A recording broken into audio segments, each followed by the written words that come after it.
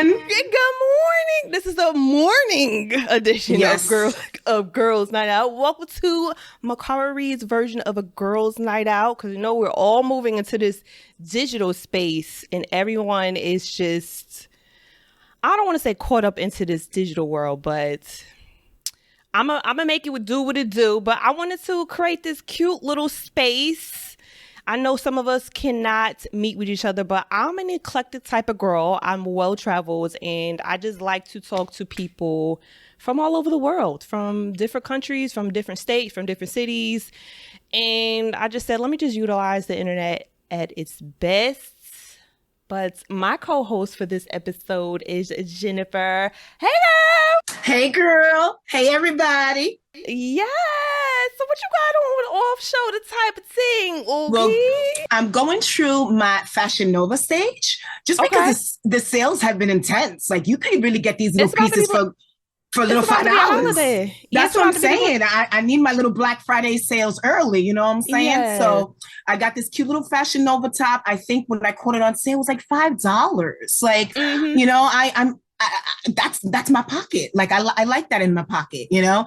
And then I have these cute little like Bermuda type shorts underneath, and just a quick little, you know, flip flop. I'll explain a little bit why I'm very, very casual and summerish still in what's considered now the fall winter season. Girl, we all got our own individual style. The best time I tell my clients to go shopping, especially if they're not fashion forward, is January, because the new season is about to be cranked out, Fashion Week, the new trends, and they want that stuff out. Correct. All the stores want it out.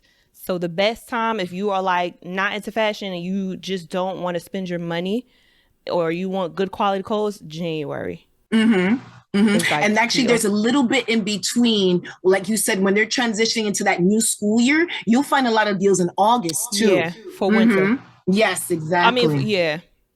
So exactly. Those are the two big times. But I definitely would think January is like the biggest transition because it's spring.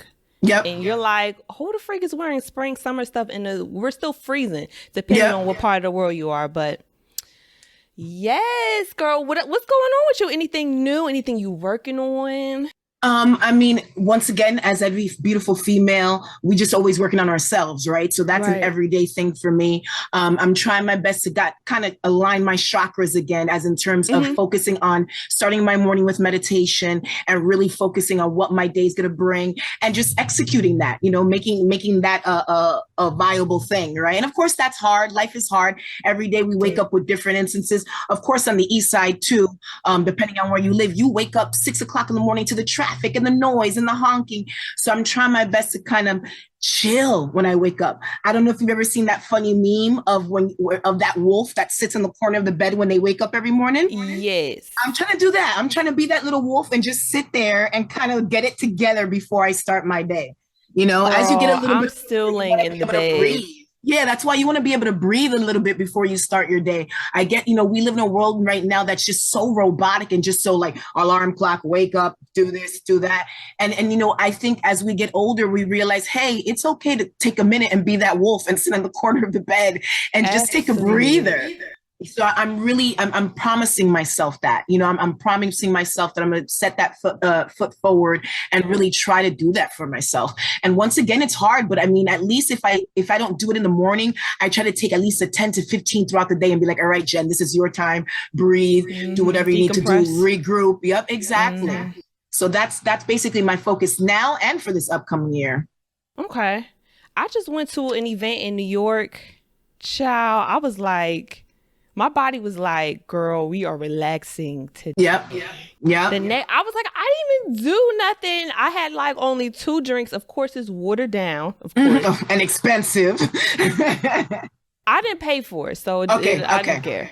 Okay. But I was just like, yo, what is going the hustle and bustle? And I'm just like, what am I hustling for? Like, I'm on time. It's just a lot. And I'm like, I don't know how New Yorkers do this for their entire life. And I'm only from New Jersey. I'm from the suburbs of New Jersey. I've never lived in New York. I've only gone there for work. and just come right back home. But yeah, like, I was just there for like a good time, and I'm just like, yo, what am I hustling and bustling for? So I'm just like, yeah, I praise the folks that live in New York. I mean, I'm like you, as in terms of Jersey, I'm a little bit closer to New York. So that specific area in Jersey is a part of that hustle and bustle of New York, because the majority of the New Yorkers live on our side, right? Whether it be whatever county you're in, down to whatever county I am. So I did have a little bit of that rat race living, but the thing is, the positive to that is now I'm able to assimilate myself anywhere I am, whether it be on vacation or just any sort of trip or business trip and stuff like that. But I understand where you're coming from. As in terms of once you get back to the Jersey side or just anywhere opposite of New York, it's like, wait a minute. Wait, I get to slow down now? Yeah, somebody was like, what you rushing for? And I was like, I don't know. Yeah, exactly. You just get so used to that roboticness of, working, living, or just commuting in the city that once you de-escalate, right? Once you remove yourself, it's like, oh, okay. Don't get me wrong. There's times, like I said, that's why I'm trying to overall work on myself, because there's times where I can take that step back and then I'm like, all right, what do I do now? Because I'm just so used to that busyness. Yes, that I'm like, okay, I'm almost uncomfortable in my own shoes in a sense, right? So that's basically what I'm working on now, is being comfortable in my own shoes and relaxing and saying it's okay to take that step back. Ciao. Salute to the New Yorkers. I don't know how y'all do it. I have been spoiled in the suburban life, and then I lived otherwise. But I've been working on writing a book. I'm so excited to finish it. Well, congratulations. Writing is not my strong suit. I could give you little snippets, taglines, I have a team of writers that's helping me. So they're like, what do you mean by this? And how about you put it's just a lot. So I have to wake myself up. I've been waking myself up like 4:30 in the morning since April to write. Well, the first 4 months I was just writing and putting all my notes in it. And then now I have like it conceptualized. So now we're like halfway through. So hopefully by December, I'll be able to just give it to the copy editor, and then I'm on to the design phase. But yes. Ooh, 2023? Is it coming? Yeah, absolutely. Because I want to be done with this. Yeah. This was a lot. What do you find has been the most difficult? Because of course, when you're writing necessarily in your own words, based on your own opinion, a person would think that would flow naturally, would come easily. Where do you feel that you get stuck?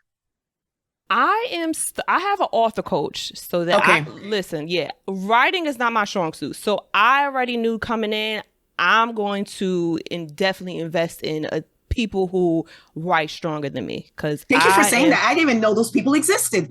Yes, like a ghostwriter, basically, right? Yeah, I have two ghostwriters who's like going through it, and then there's an author coach. She's actually like in the literature world, so she's telling me to like move this around, tell your writers that, move this around and make sure the checklist is active verbs instead of this, because she's giving me because if not, then she's going to have to actually go in. That's more hours for her. So, I've invested in a writing team. So my problem was I'm a very visual person. So anything with just black and white, I'm like, oh my God. Yeah. my mind just goes haywire, and I'm just like, I need to I'm giving this up. I need a break.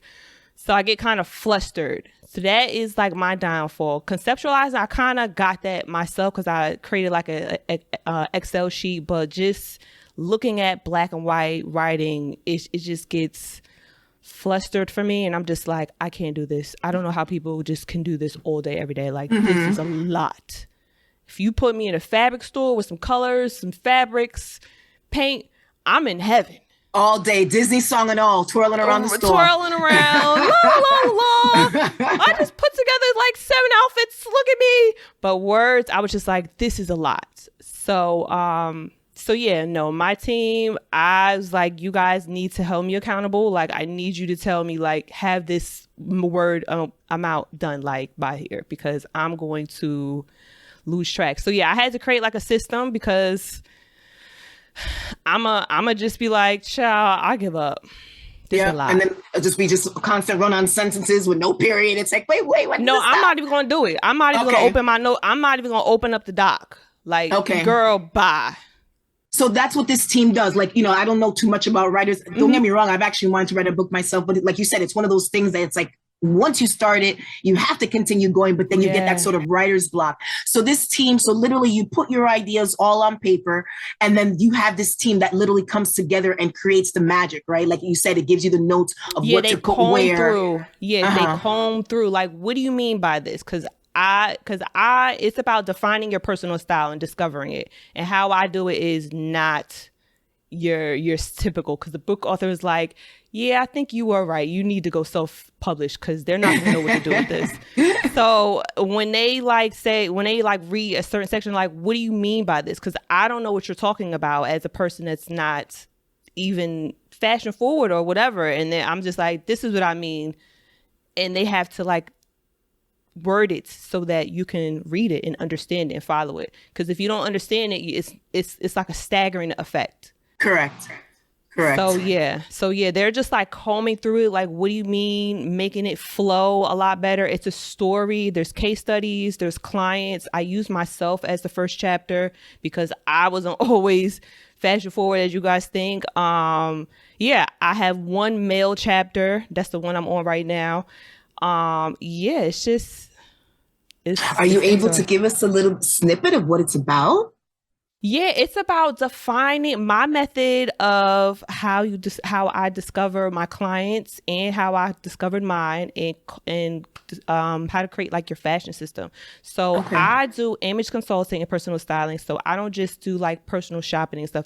I really go in and know what your week's activities are. So if you are a 9-to-5 sitting in the office and then you go to yoga on Tuesdays and Thursdays, we really like map out what you do during the week, and then I make sure that your closet is aligned. Like, make sure your groups of clothing are set a certain way, because Monday through Friday, which is the bulk of your week, you need to have more work clothes than party clothes, or you need to have whatever your lifestyle is, you need to map that out. And then next I talk about confidence, because that's a big part of fashion for me. Not, like I said, I'm not like other stylists, but I integrate that in my business practices. What else do I talk about? I also talk about intentionality. You have charts. You got to know the messaging that you're sending out when you are putting stuff together. And then I talk about accessories. That's like a whole chapter in itself. I can imagine. So yeah, it's just a lot. I mean, it brings a big smile to your face, so I'm happy for you. That means, you're really happy with the way it's going. Done. Oh, okay, because you just want it to be done. All right, I understand. But I'm excited. I can't wait to get my copy, girl.